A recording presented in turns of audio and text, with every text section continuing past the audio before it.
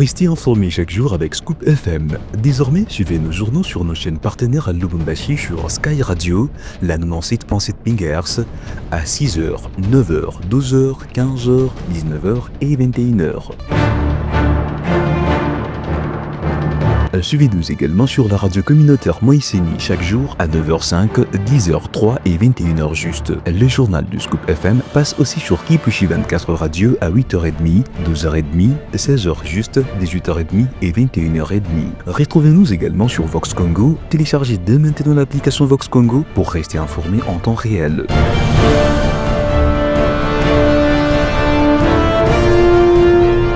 Scoop FM, suivez-nous sur notre page Facebook et sur notre chaîne YouTube pour tout savoir sur l'actualité locale, provinciale, nationale et internationale.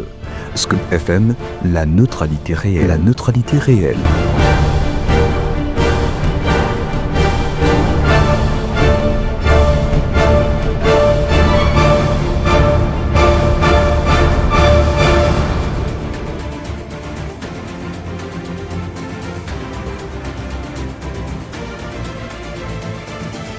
Bienvenue mesdames et messieurs dans ces journaux. Voici les sommaires.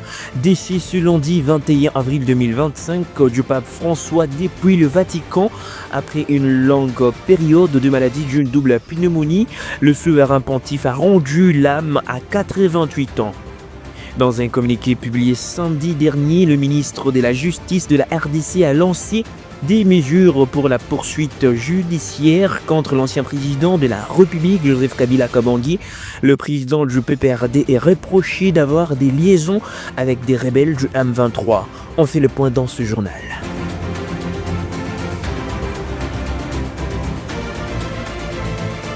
Encore une fois, mesdames et messieurs, bonsoir, bienvenue dans ce journal. Comme annoncé dans le sommaire, décès ce lundi 21 avril du pape François.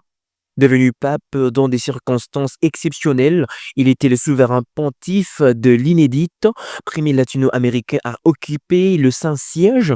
Le pape François est mort à l'âge de 88 ans, a annoncé le Vatican ce lundi 21 avril. Il a récemment souffert d'une double pneumonie. Sa dernière apparition en public date du dimanche 20 avril à Rome, à l'occasion de la Pâque, où il a prononcé avec difficulté ces derniers mots pour souhaiter une joyeuse fête de Pâques aux fidèles catholiques présents.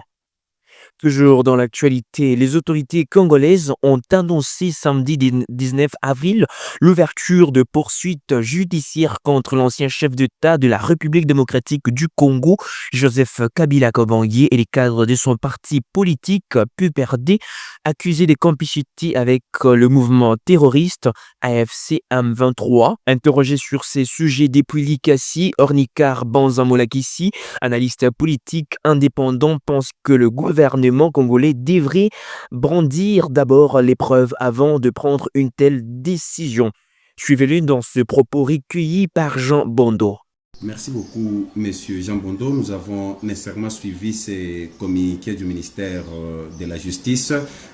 Particulièrement, moi, je me suis dit c'est un communiqué qui est tombé à la veille des rumeurs allant dans le sens de la présence de Joseph Kabila dans la zone de Goma. Particulièrement, je me suis dit, est-ce qu'il fallait partir des rumeurs pour arriver à ce communiqué? Moi, je me dis, normalement, c'est pas très bien. C'est pas très bien par le fait que nous sommes un gouvernement. Il y a un gouvernement dans notre pays. Et le gouvernement a un ministère de la communication. Ce ministère, avant de communiquer ce qui est vrai, c'est qu'il fallait commencer par avoir ou entrer en possession des vraies, nécessairement, informations et des preuves pour arriver nécessairement à vulgariser. Voilà que le ministère est en train de communiquer sur les rumeurs et par conséquent, cette communication des rumeurs fait assez que le ministère de la Justice est tombé presque dans une erreur, si on pourrait le dire comme ça, pour faire chuter ces communiqués allant dans le sens de poursuites judiciaires à l'égard de Joseph Kabila. Et aussi le ministère de l'Intérieur a suspendu les activités de son parti politique qui est les PPRD. Je me dis particulièrement que je crois qu'il n'y a pas un fondement. la bonne des choses serait d'avoir d'abord les preuves, parce que la bouche autorisée de Joseph Kabila, ou la bouche qui pouvait nous rendre une information efficace, serait Ferdinand Kambere, qui est le secrétaire adjoint du PPRD, secrétaire général adjoint du PPRD. Mais quand nous prenons des informations de certains médias qui ne sont pas crédibles, et nous cherchons à crédibiliser cela simplement parce qu'il s'agit de l'opposition, je crois que ça risquerait de nuire à notre pays. Toujours sur ce sujet, le gouvernement de Kinshasa déclare disposer de nombreux éléments prouvant que l'ancien président Joseph Kabila Kabange soutient la FC M23, un mouvement rebelle qui occupe illégalement plusieurs villes du pays. Le vice-premier ministre de l'Intérieur, Jacquemin Chabani, a affirmé le dimanche 20 avril 2025 que l'ex-président congolais est le commanditaire de l'AFC dirigé par Corneille Nangaa. De l'autre côté, le PPRD rejette toutes ces allégations qu'il qualifie de la manipulation. Le président Kabila passait le relais au nouveau président Félix Tshisekedi. Des sourires et une transition en douceur suivie d'un gouvernement de coalition. Mais celui-ci n'allait pas durer. En décembre 2020, le président Tshisekedi annonçait la fin de l'accord, une première rupture. Une nouvelle rupture encore plus franche s'est produite samedi soir après la visite présumée de Joseph Kabila à Goma. Aucune image n'est disponible, mais le gouvernement de Kinshasa l'a très mal pris. Dans la soirée, un communiqué du ministère de la Justice annonçait des poursuites contre Joseph Kabila et ses complices responsables du PPRD-FCC pour leur participation directe à l'agression menée par le Rwanda à travers le mouvement terroriste AFC M23. De son côté, le ministère de l'Intérieur a annoncé la suspension des activités de ce PPRD, la formation politique de Joseph Kabila, située désormais dans l'opposition. Nous avons malheureusement une multitude d'informations et de faits qui cristallise le fait que l'ancien président de la République, Joseph Kabila, qui est leader de ce parti politique, a des accointances avec non seulement le groupe terroriste qui est utilisé par l'armée rwandaise, c'est-à-dire le M23, mais aussi qui a des accointances avec l'armée rwandaise. Il a séjourné à plusieurs reprises au Rwanda, à Kigali. Au PPRD, on parle d'acharnement contre l'ancien président pour le dissuader de rentrer au pays, niant même son passage à Goma. Un voyage qu'il a annoncé, mais sans donner de date. C'est Kabila qui fait peur, en réalité, parce qu'il est innocent dans tout ça. Même toutes ces affabulations sur son entrée à Goma, en réalité, c'est une fabrication du régime. L'objectif, c'est quoi ? Instrumentaliser la crise qu'ils ont créée eux-mêmes avec les M23 et les autres, manipuler l'opinion. Avec ces directives, le gouvernement s'aligne sur la position du président Tshisekedi. Il a accusé plusieurs fois son prédécesseur d'être derrière la rébellion AFC M23. Dès cette semaine, la justice devrait se saisir des poursuites demandées par l'exécutif. Toujours dans l'actualité, les rebelles du M23 se sont retirés des villages de Kabamba, Bugamanda, Bushaku, les Mera et Kacheke sur la route Bukavu-Kaele dans la province du Sud Kivu, territoire de Kaele et Kabare le dimanche 20 avril 2025. Le mouvement de plusieurs militaires sur la route à destination de Kavumu a causé la panique et perturbé les activités pendant quelques minutes, selon les sources locales. Les rebelles n'ont pas encore communiqué sur ce mouvement. Des résistants Ouazalendo reprennent le contrôle des entités laissées par les rebelles. Et pour finir, chaque année, le 21 avril, se déroule la journée mondiale de la créativité et de l'innovation qui a été décrétée par les Nations Unies. En 2017, cette journée vise à mettre en lumière l'importance de la créativité et de l'innovation dans tous les aspects du développement humain.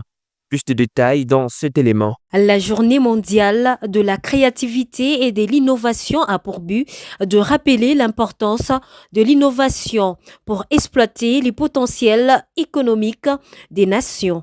Encourager, faciliter et soutenir financièrement l'innovation, la créativité et l'entrepreneuriat de masse peut donner un nouvel élan à la croissance économique et à la création d'emplois. Cela peut également élargir les possibilités pour tous, y compris les femmes et les jeunes. La créativité et l'innovation sont essentiellement pour trouver des solutions à certains problèmes les plus pressants de notre siècle, tels que la pauvreté, la faim et les changements climatiques. La créativité s'exprime de différentes façons, en allant de l'expression artistique à la découverte des solutions dans de nombreux domaines scientifiques, économiques, sociaux ou même ceux qui concernent celui du développement durable. Par ailleurs, l'économie créative n'a pas non plus de définition unique. Il s'agit d'un concept évolutif qui s'appuie sur l'interaction entre la créativité et les idées humaines et la propriété intellectuelle, les connaissances et la technologie, l'édition et les arts visuels. Le thème de la journée mondiale de la créativité et l'innovation 2025 est innovation, penser différemment, faire différemment pour mieux.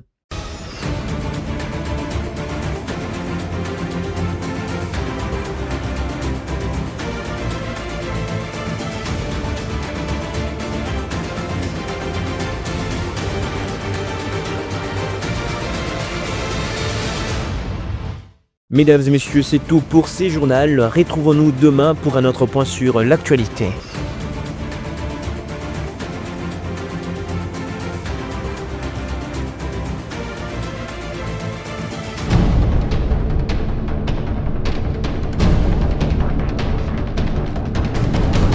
Restez informés chaque jour avec Scoop FM. Désormais, suivez nos journaux sur nos chaînes partenaires à Lubumbashi sur Sky Radio, la 97.7 MHz, à 6h, 9h, 12h, 15h, 19h et 21h.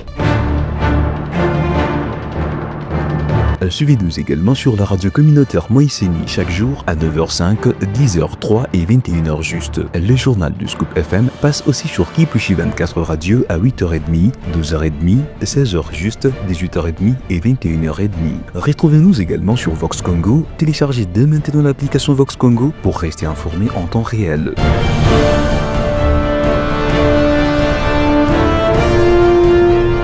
Scoop FM, suivez-nous sur notre page Facebook et sur notre chaîne YouTube pour tout savoir sur l'actualité locale, provinciale, nationale et internationale.